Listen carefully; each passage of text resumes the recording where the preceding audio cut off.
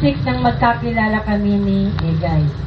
Mula sa kanyang tiyahin na co-teacher ko sa Zamora. Makalipas ang 1 taon, ay saka pa lamang siya nanligaw.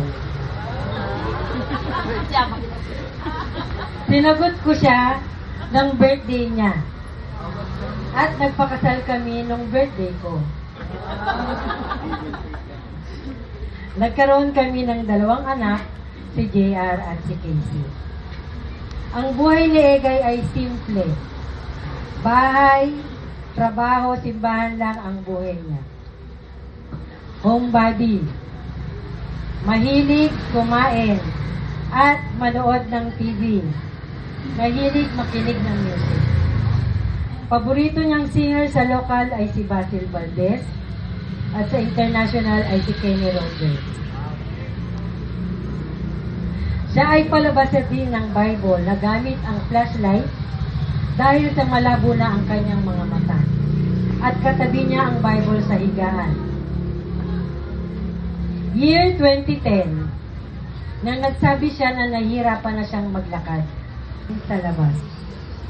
Taong 2017 nang malaman ang sakit niya sa spine at naoperahan siya dito. Di na siya makatayo at makalakad simula noon, bagamat siya ay nagte-therapy. Dinadalaw siya ng mga kaibigan niya at mga churchmate tuwing linggo at ito na ang simula nang makakilala kami ng aking mga anak sa Diyos. Taong 2023, siya ay na-stroke at naging bedridden. Taong 2025, lalo siya naghirap sa kanyang sakit. Sa kabila ng mga sakit, si Egay ay naging fighter. Nagpatuloy sa kanyang pananampalataya. Siya ay naging inspirasyon ng kanyang pamilya at nagturo sa kanila na maging matatag sa pananampalataya. Ang pagpanaw ni Egay noong March 27, 2025 ay isang malaking kawalan sa panunod ng kaibigan.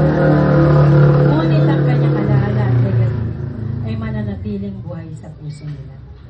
Salamat, Egay. Mamimiss ka namin. Mahal na mahal ka namin.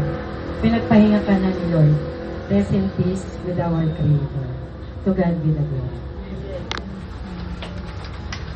Sa puntong ito,